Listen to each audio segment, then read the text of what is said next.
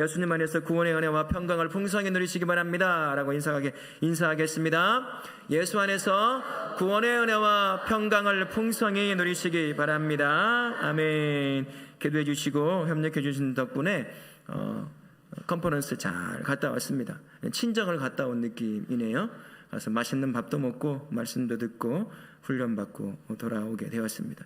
오는 중에 엄청난 비가 쏟아지던데 이곳엔 그렇게 많이 오지는 않았던 것 같아요. 감사합니다. 예레미야는 백성에게 말씀을 전하는 일이 매우 수고롭고 또 때로는 힘든 일이라고 토로해요. 예레미야서 전체가 다 그런 내용으로 담겨져 있습니다. 심판에 대한 메시지가 담겨져 있거든요. 심판에 대한 메시지를 마음에 품고 선포하는 사람도 힘들고 듣는 사람도 힘든 거죠. 그러니까 메시지를 선포하는 그 자체가 둘 다 매우 고통스러운 겁니다. 전하면 듣고 회개하고 돌이키면 좋겠지만 전한 말씀에 대해서 모욕을 해요. 위협을 합니다. 조롱을 하게 된다는 거죠. 그래서 선지자 입장에서는, 예레미야 입장에서는 더 큰 고통 가운데 놓일 수밖에 없는 거다라는 것이죠. 그럼에도 불구하고 예레미야는 말씀 선포하는 것을 포기할 수가 없었어요. 왜 그럴까요? 이 안에 새겨진 말씀이 살아있기 때문에 그 심령을 가만히 내버려 두지 않는 거예요. 나 못하겠습니다. 멈춰 있으면 그 말씀이 잠을 못 이루게 하고 가만히 못 이루게 하는 그러한 말씀이기 때문에 예레미야는 그 조롱과 협박과 그런 많은 위협 가운데서도 말씀을 전하지 않을 수 없었다라는 것입니다. 말씀을 전하는 그 가운데 일어나는 놀라운 승리에 관한 이야기들을 많이 담겨져 있습니다. 승리란 어떤 것일까? 성경에서 말하는 승리, 일반적으로 말할 때는 상대방을 누르고 이기는 것이다 라고 말할 수 있지만, 성경에는, 구약 성경에서는 보통 전쟁을 두고 항상 얘기합니다. 이스라엘 백성들이 나라끼리 전쟁을 하건 가나안 땅을 가는 그 가운데 전쟁을 해야 되건 어떤 전쟁이건 하나님의 백성은 누구를 통해서 승리가 온다라는 걸 가르쳐 줄까요? 하나님을 통해서만 승리가 온다는 겁니다. 왕이 아무리 탁월한 지략을 가지고 있다고 하더라도 그가 하나님과 동행하지 않으면 하나님의 백성은 승리를 얻을 수가 없어요. 그 대표적인 사람이 누구였습니까? 사울이라고 하는 사람이었어요. 자기 능력, 자기 마음대로 하려고 합니다. 그래서 결국 온 가족이 다 몰살하다시피 하는 그러한 최후를 맞이하게 되는 것이죠. 그래서 구약에서 가르치는 승리는 하나님에게서만 오는 승리다라는 것을 가르쳐 줍니다. 신약도 마찬가지죠. 신약에서는 믿음 생활에서의 승리에 관한 부분을 이야기합니다. 영적인 승리라고 볼 수 있겠죠. 모든 성도는 모두가 다 영적인 전쟁 가운데 항상 놓여 있습니다. 그 승리가 어디서 오느냐? 예수 그리스도께서 십자가에서 죽으심으로 말미암아 성취해내신 영원한 승리를 통해서 우리에게 온다는 거예요. 그래서 무슨 말이에요? 예수 안에 있을 때, 예수님이 내 안에 삶을 살아갈 때 내가 매일같이 경험하는 그 영적인 전투에서 승리를 경험할 수 있다라는 것입니다. 그래서 성도가 어디 안에 있어야 될까요? 예수님 안에 있어야 돼요. 누구와 동행해야 되죠? 예수님과 동행해야 돼요. 오늘 동행했다고 해도 내일 승리 보장할 수가 없어요. 예수님을 인정하고 그분과 동행하고 그분의 안에 있을 때 그분이 십자가에서 이루신 승리가 나의 승리가 되는 거예요. 그래야 우리가 매일같이 예수님 안에 있을 때 승리를 경험할 수 있게 되는 거죠. 우리 성도님들은 오늘도 그랬던 것처럼 또다시 3일간의 삶 가운데 예수 안에서 예수님과 동행함으로 말미암아 그분이 십자가에서 이루신 진정한 승리를 마음껏 경험하실 수 있기를 바라겠습니다. 아멘. 7절부터 13절 말씀을 보겠습니다. 말씀 사역을 포기할 수 없는 이유는 주께 받은 사명 때문이다 라고 말합니다. 7절과 8절에 예레미야가 백성에게 조롱받는 이유가 무엇이었어요? 파멸과 멸망에 관한 여호와의 말씀을 주구장창 선포를 했어요. 잘 되는 것도 당신 복 받을 거야 라는 것도 몇 번 들으면 어떤 말로 들려오죠? 조롱하는 말로 들려오는데, 눈만 뜨면 선포하는 말씀이 너 그렇게 망하면, 너 그렇게 살면 망해, 징계당해, 나라가 망해서 다 죽어, 막 그 말만 살아 있을 동안 내 한이 어떻게 했어요? 조롱이 되는 거죠. 징계의 메시지를 전하면 그 다음날 징계가 와버리면 어떻게 했어요? 아이고 진짜네 하고 깨달을 텐데 그게 아닌 거예요. 사실은 하나님이 기회를 계속 주는 건데 듣고 회개하라고 오늘도 주고 내일도 주고 계속 주는 건데 어디 오는가 보자. 뭐가 오냐? 아무것도 안 오는데. 그러니 조롱거리가 될 수밖에 없는 거죠. 9절 말씀에는 예레미야가 하나님의 말씀을 전할 수밖에 없는 이유가 뭐였습니까? 하나님의 말씀이 예레미야의 심령에 탁 박혀 있는 거예요. 살아있는 말씀이 나 조롱거리, 비방거리, 위협당하건 나 못하겠어요 라고 하니까 그 살아있는 말씀이 예레미야 심정을 그냥 가만히 내버려주지 않는 거예요. 막 쿵탕쿵탕 뛰게 하고 막 도저히 집안에 앉아있을 수 없게 만드는 거죠. 막 불이 붙는 것입니다. 하나님의 말씀은 살아있으시기 때문인 것이죠. 11절 말씀에 예레미야가 핍박받으면서도 마지막까지 확신하는 것이 무엇이었습니까? 용사 같은 하나님이 함께 하심으로 말미암아 박해자들이 넘어지고 이기지 못하며 지혜롭게 행하지 못하기에 치욕을 당하게 될 것이라는 확신을 갖고 있었어요. 지금은 내가 치욕을 당하고 조롱거리가 되지만 결국 말씀이 성취가 되면 너희들이 다 조롱거리가 되는 거예요. 실제로 그렇게 되는 거예요. 멸망해버려서 남유다요. 그제서야 예레미야의 입을 통해서 선포된 징계의 메시지가 사실이었구나. 이제 조롱거리가 되는 거죠. 지나가는 수많은 민족들이 폐하가 되어버린 유다 땅을 바라보면서 야, 이 민족은 자기가 믿는 하나님 때문에 제대로 믿지도 않고 해서 이 민족을 이렇게 멸망해버렸다. 조롱거리가 된다라는 말이 그대로 성취가 되어버립니다. 성도는 말씀이자 하나님이신 예수님을 품고 사는 사람이라고 할 수 있어요. 말씀이신 예수님이 내 안에 딱 계시니까 그분이 나를 인도해 가기를 원하시는 거예요. 그리고 그분의 인도하심에 순종하며 쫓아가는 거죠. 그래서 이렇게도 볼 수가 있어요. 말씀 사역자, 복음 사역자다. 말씀을 순종하며 하나님이 누구신지를 보여주는 사람이기에 모든 성도가 다 이런 면에서 보면 말씀 사역자고 복음 사역자다라고 할 수 있는 거죠. 저는 이제 전임으로 이제 복음을 전파하고 말씀을 전하는 사람이라고 한다면 우리 성도는 들은 그 말씀을 알고 삶의 현장에 살아내는 복음 사역자가 되는 것이고 말씀 사역자가 되는 것입니다. 우리 모든 성도님들 또 삶이 간의 삶자리가 내가 살아가야 할 그 자리가 어떤 자리가 되어야 될까요? 말씀 사역자의 삶의 자리는 되는 것입니다. 복음 사역자의 삶의 자리가 된다는 것 기억하시고 그렇게 살아가실 수 있기를 바라겠습니다. 첫 번째 은혜 나눔을 보시면요, 하나님에게 설득당한 예레미야는 하나님의 말씀을 전하지 않으면 마음이 불붙는 것 같아서 견딜 수 없었습니다. 하나님이 내 마음에 붙이신 불이 있다면 뭐고? 그것을 하지 않으면 답답해서 견딜 수 없는 것, 그게 뭔지 항상 우리가 스스로 기도하면서 찾을 수 있어야 한다라는 겁니다. 하나님은 모든 자녀를 통해서요 영광을 받기를 원합니다. 세워진 모든 자리에서 영광을 받기 위해서 삶의 그 자리에 특별한 모습으로 세워 놓으셨어요. 고린도후서 5장 17절에 이렇게 말씀합니다. 우리 같이 한번 읽어보겠습니다. 그런즉 누구든지 그리스도 안에 있으면 새로운 피조물이라 이전 것은 지나갔으니 보라 새 것이 되었도다 라고 말씀합니다. 이제 예수 안에 있으면 새 사람이 되어서 그 새 사람이 이젠 삶의 현장에 딱 세워지는 거예요. 이 세 사람의 모습을 베드로 전서 2장 9절에서는 뭐라고 말하냐면 우리 같이 한번 읽어볼게요. 시작. 그러나 너희는 택하신 족속이요 왕같은 제사장들이요 소유가 된 백성이니 이는 너희를 어두운 데서 불러내어 그의 기이한 빛에 들어가게 하신 이의 아름다운 덕을 선포하게 하려 하심이라. 우리를 새롭게 창조하시되 왕같은 제사장으로 그의 백성으로 그의 소유된 백성으로 세우셨어요. 왜요?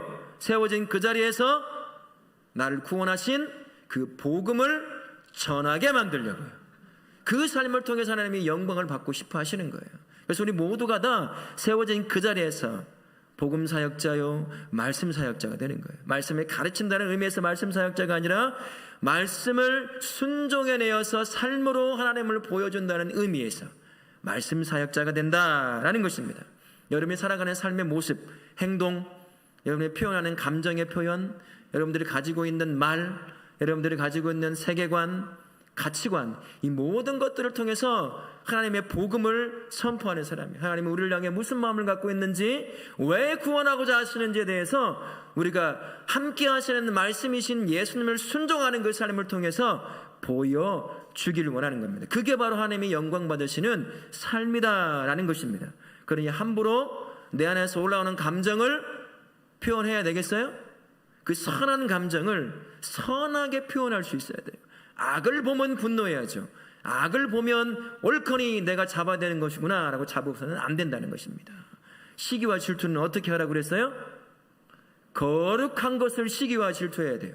내가 갖지 못한 거룩함, 내가 갖지 못한 진리에 대해서 시기를 하는 거죠. 내 안에 있는 거룩함을 뺏길까 봐 질투를 하는 거예요. 그래서 뺏기지 않고 없는 거룩함과 그 진리를 내 안에 계속 채워 넣으려고 하는 것이죠. 그런 삶을 통해서 하나님께 영광을 올려드리는 것이 성도의 삶인 복음사역자의 삶이요 또 말씀사역자의 삶이다. 우리 다락교 모든 성도님들은 그렇게 복음사역자의 말씀사역자의 삶을 살아낼 수 있기를 예수님의 이름으로 부탁을 드리겠습니다. 아멘. 두 번째 은혜 나눔을 보시면 예레미야는 고난받는 상황에서도 하나님이 궁극적으로 승리할 것을 확신했습니다. 하나님의 승리를 확신하지 못하면 말씀 사역을 끝까지 행할 수가 없어요. 어떻게 견뎌내겠습니까?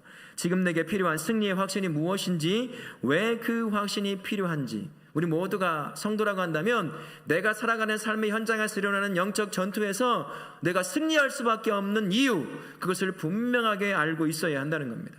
성도의 승리 어디서 오겠습니까? 예수 그리스도께서 십자가에서 이루신 승리를 통해서 오는 거예요. 창세기 3장 15절 말씀에 여자의 후손이 뱀의 머리를 상하게 할 것이라고 했어요. 무슨 말이죠? 예수님이 십자가에서 사단을 지배하겠다는 거예요. 무찌르겠다는 거예요. 완전히 멸망시켜 승리를 이루겠다는 거죠. 실제로 십자가에서 예수님께서 승리를 이루어 내셨습니다. 그분이 지금 누구와 함께 할까요? 허윤 목사하고만 함께 하죠. 우리 권사님 집사님하고는 함께 안 하죠. 맨날 실패하고 넘어지잖아요. 승리 한번 경험해보지 못하고. 그렇지 않아요. 우리가 똑같이 함께 하십니다. 이미 승리해 놨어요. 그러나 왜 우리가 승리를 잘 경험하지 못할까요? 사단은 우리로 하여금 예수께서 십자가에서 이루신 그 승리를 경험하지 못하게 다양한 방법으로 공격하고 도전해요. 그런데 승리를 잘 경험하지 못해. 제 경험을 생각해보면 자꾸 잊어버려요. 자꾸 머릿속에 잊어버려요. 그럴 때는 어떻게 되는 줄 아세요? 머리를 때려야 돼요. 이렇게 그래서 흔들려가지고 기억나게 만들어야 돼요. 머리를 때린다는 건 뭐냐면 기도의 자리로 나아가는 거예요. 잊어버린 하나님, 내 머릿속에 내 삶에서 삶에 바빠가지고 놓쳐버린 예수님을 기억해내는 거예요. 기도하면서 말씀 앞에 나를 세우면서 예수님을 기억해내는 거예요. 그분이 나를 위해 무슨 승리를 이루셨는지, 그분이 나와 함께 하는지 다시 한번 확인해내는 거죠. 그렇게 해서 내 안에서 이루어내시는 승리를 항상 경험할 수 있어야 하는 것입니다. 사단이 아무리 공격해도요, 성도를 죽일 수 없어요.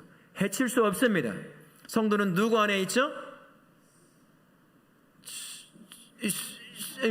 이게 뭐예요?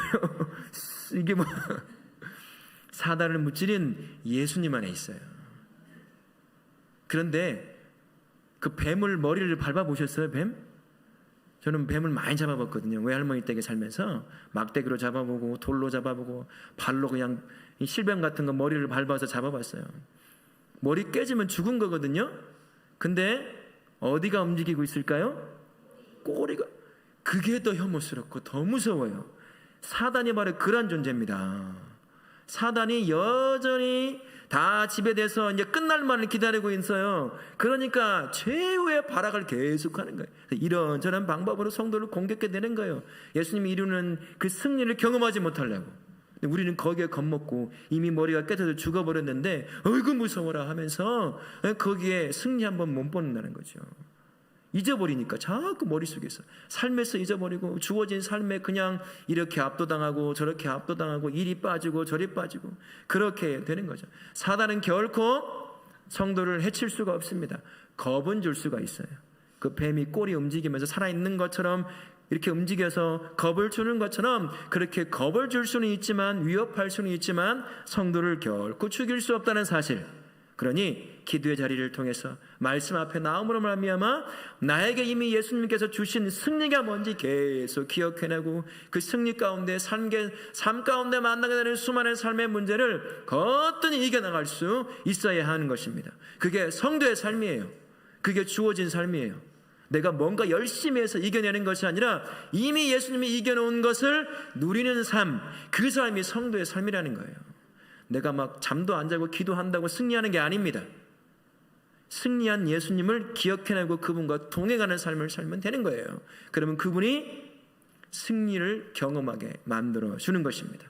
우리 다락계 모든 성도들은 예수와 동행함으로 말미암아 그분이 십자가에서 이루신 승리를 경험하는 삶을 사시길 바라겠습니다. 맨 큰 두 번째요, 14절부터 18절까지의 말씀인데, 예레미야는 자신의 절망을 토로해요. 아무리 말씀을 전해도 듣지 않는 거예요. 조롱하고 협박하고 죽이려고 하는 위험만 있는 거죠. 14절부터 17절까지 말씀에 예레미야는 자신의 고통과 절망을 어떻게 표현하고 있습니까?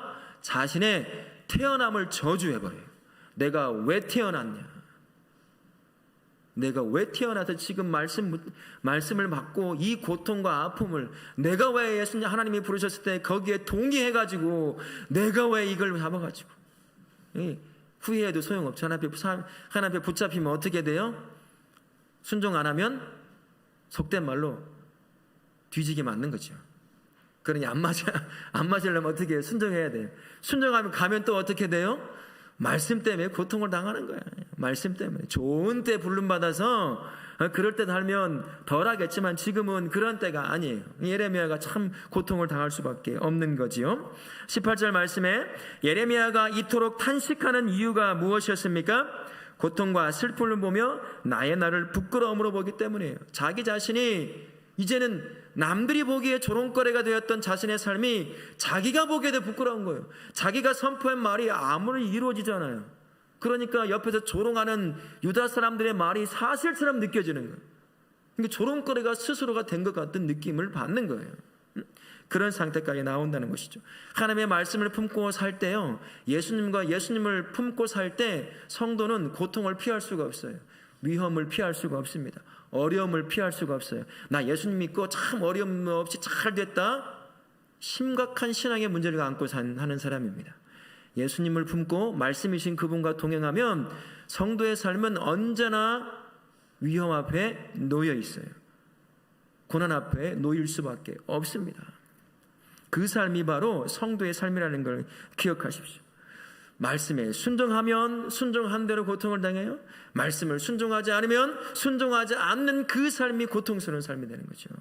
그래서 성도가 말씀을 품으면 고통은 피할 수 없는 삶이라는 것을 꼭 기억하실 수 있기 바랍니다. 혹시나 내 삶이 예수 믿어서 정말 잘 되고 있어, 한 번도 실패를 본 적 없는 것 같아, 어디서 새고 있는 거예요. 지금 어디서 타협을 하고 있는 겁니다. 양다리를 잘 교묘하게 걸치고 있는 거예요. 외줄타기 아시죠? 이 균형을 잘 하고 가고 있는 거예요. 지금 어느 순간 넘어져 봐야 이제 내가 잘못 믿었구나라는 것을 알게 되는 거죠. 그 순간이 오기 전에 회개하며 돌이켜야 될 줄로 믿습니다.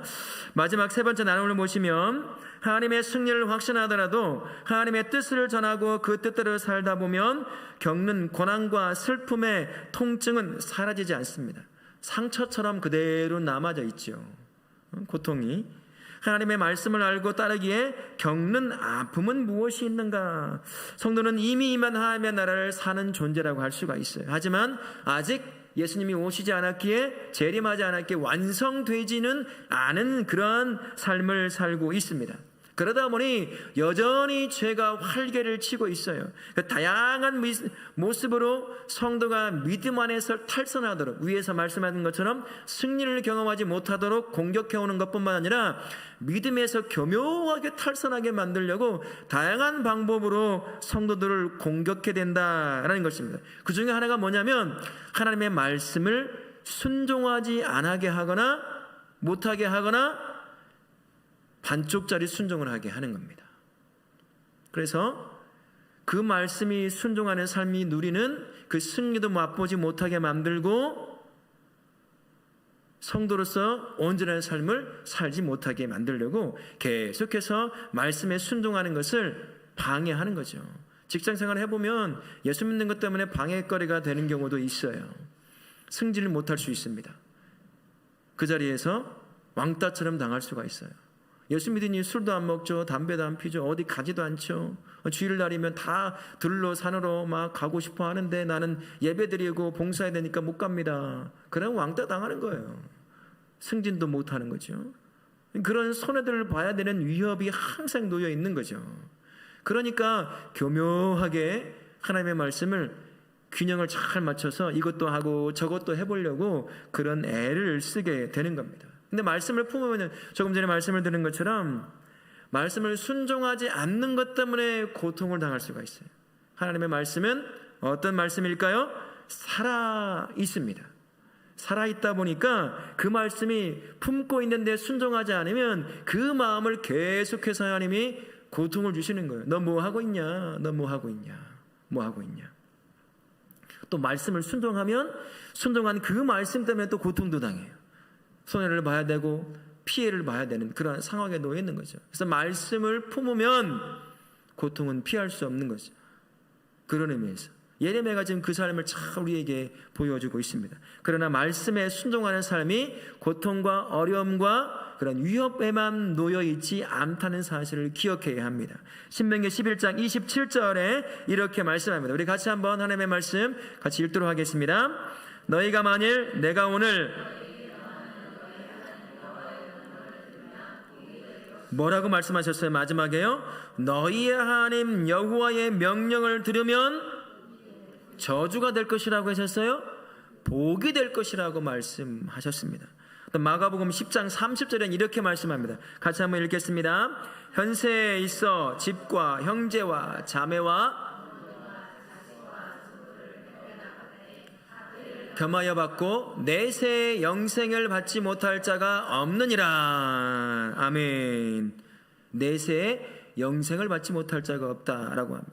복을 주시는데요. 마가복음 10장 30절 말씀에 누가 나오냐면 그 이 앞에 부자, 관원, 청년, 우리식으로 말하면 엄친아가 한 명이 탁 나와요.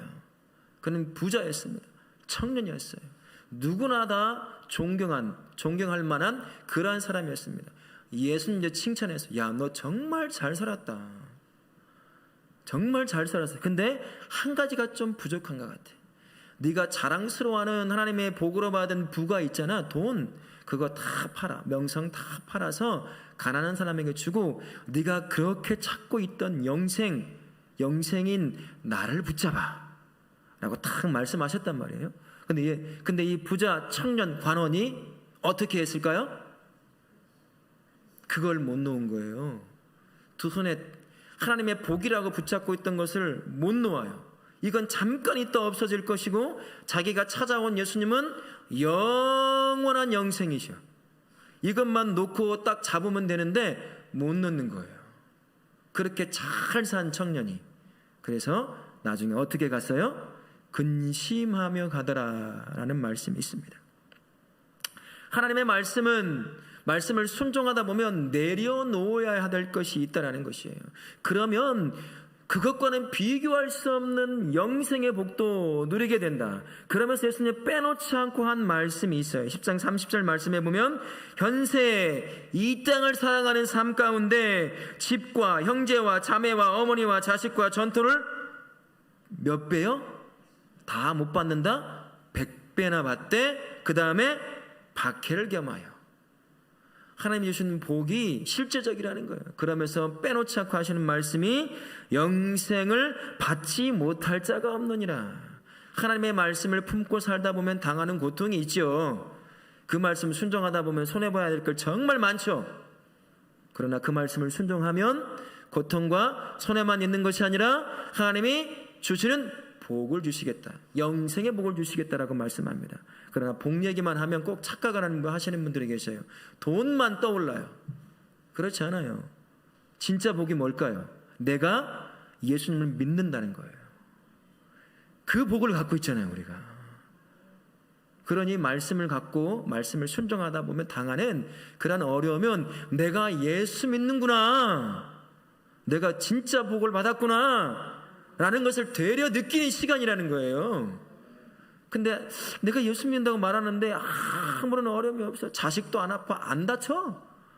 잘 되네. 좋은 대학 가서 좋은 직장 가고 시집장가 잘 가가지고 잘 되네 그냥. 야, 이게 복이구나 라고 하면 착각 가운데 있는 거죠. 예수님의 말씀을 품고 살면요, 예수님의 말씀이 뭐라고 하냐면 내가 속해 있는 상황과는 상관없는 삶을 살라고 할 때가 있어요. 여러분, 정말 미워 죽겠는 사람이 있을 수 있잖아요, 그죠? 근데 예수님은 그런 사람을 향해 뭐라고 말씀하셔요? 용서하고 사랑하라고 그래요. 여러분, 미워 죽겠는 사람 정말 용서하고 사랑하기 쉬울 것 같으세요? 난 쉽다. 손 한번 들어보세요. 저도 못 들고 있잖아요, 지금. 못 들고 있어요. 정말 어려워요. 언젠가 말씀드린 것처럼 양파 껍데기 벗기듯이 하나씩 벗기는 거예요. 한 번 용서하고 그 다음에 용서하고 그 다음에 용서. 언제까지 벗겨질지는 모르지만 그렇게 용서하다 보면 어느 날 나도 모르면서 용서가 되는, 정말 어렵잖아요. 근데 하나님의 말씀이 용서하라 그래요. 그죠? 세상과 거꾸로 살라고 할 때가 있다는 거예요. 야, 이거 잡으면 성공할 것 같아. 이거 잡으면 한 번에 계약 많이 해가지고 돈 엄청 벌 것 같은데 하나님이 내 귓속에 내 마음에 야, 그거 아닌데? 나 너한테 그거 주고 싶은 마음 없어 라고 말하는데 눈에 보이는 거 잡기만 하면 대박 터뜨릴 것 같은 것이 있는 거죠. 근데 잡지 마, 내려놔, 포기해 라고 할 때가 있다는 거예요. 응? 참 어렵잖아요. 말씀이 그렇게 우리를 때로는 고통과 어려움에 놓이게 한다는 겁니다. 그러나 잠깐만 눈을 돌리면 진짜 복을 누리고 있는 나를 발견해요. 어떤 복을 누리고 있을까요? 내가 예수님 안에 있다는 복을 발견하는 거예요. 아, 이거 안 잡아도 내 안에는 비교할 수 없는 예수님이 계시지, 내가 예수님 안에 있지, 이걸 발견하게 되는 거죠. 근데 복을 가지고 맨날 돈 얘기만 하지 마셔요. 예수님 안에 있는 것, 그게 진짜 복이다라는 것을 기억하시며 이 한 주간 여러분들에게 말씀을 순종함을 통해 누리게 될 복을 주시고자 하시는 그 하나님의 마음을 깨닫고요, 때로는 힘들더라도 어려움을 당하더라도 하나님의 말씀에 순종하는 삶을 사시길 바라겠습니다. 이제 우리 성도들 모두가 다 다시 삶의 현장으로 나아갑니다. 삶이간의 삶이 다시 하나님 앞에 허락을 받았어요. 목요일부터 토요일까지의 삶을, 이제 그 삶의 현장에서 복음 사역자요, 말씀 사역자의 삶을 살아가야 합니다. 내 안에 품고 있는 예수님, 그분이 나는 일로 가고 싶은데 왼쪽으로 가라고 말씀하실 때가 있어요. 일로 가면 별로 이득이 없을 것 같아 보이는데 자꾸 일로 가라고 하시는 것 같아. 그러면 눈 꾹 감고 그냥 걸어가는 거예요. 진짜 이득 못 볼 수도 있잖아요. 그러나 그 과정에 누가 함께 해주셨어요? 예수님이 함께 해주신 거예요. 얼마나 큰 복이겠습니까? 말씀을 순종하다 보면 은혜를 진짜 누릴 수가 있어요. 복도 우리가 흔히 말하는 물질의 복도 받을 수가 있습니다. 그러나 다 경험해 보셔서 아시지만 우리에게 물질을 주면 우리 타락할 걸 너무 잘 아시거든요. 그래서 정말 필요할 때만 찔끔찔끔씩 주셔요. 필요할 때만 채워. 그래서 빨리 끝내게 해주십니다. 그렇게 은혜를 못 누리고 어려움을 당할 수도 있을 거예요. 저도 그렇고 우리 성님도 그렇고 실제 삶의 현장에 계속 부딪히는 삶을 사시잖아요. 저보다 아마 더 심하실 겁니다. 그러나 그때 눈을 찔끔 감고 예수님이 함께 하시지, 그분을 딱 붙잡고 나아가 보십시오. 안개 속 같은, 오늘 차를 타고 오는데요, 옆에 있는 차가, 큰 차가 지나가면서 물웅덩이를 팍 치니까 거대한 물이 앞을 싹 가려버려요. 그나저나 양 앞도 안 보여서 무서워 죽겠는데 브레이크를 밟을 수도 없고 엑셀을 밟을 수도 없는 그런 상황이에요. 덜덜덜덜 떨리지만 잠깐 이렇게 싹 사라지더라고요. 보이더라니까 앞이. 바로 그런 거 아닌가 싶어요. 잠깐 감으면 어려움은 금방 지나가고 예수님의 그 너머에 또 다른 것들로 우리의 삶을 채워주실 줄 믿습니다. 손해볼 수도 있고요, 조롱당하고 고통당하고 두려움에 우리가 놓여 있을 수도 있습니다. 하지만 영원한 복이신 예수님이, 영생이신 예수님이 내 안에 계시고 우리가 예수님 안에 있다는 것, 그것만 꼭 기억하십시오. 자꾸 잊어버리면 어떻게 제가 하라고 그랬어요? 머리를 두드리세요. 기도해야지, 말씀 앞에 세워야지. 그렇게 기도하고 말씀 앞에 나를 세움으로 말미암아 내 안에 함께 하시는 예수님, 나를 행복하게 만들고 싶어하는 예수님이 내가 예수님 안에 있다는 사실을 기억하시면서 이 한 주간 남은 3일간 말씀에 순종하는 삶을 사시기를 예수님의 이름으로 축원합니다.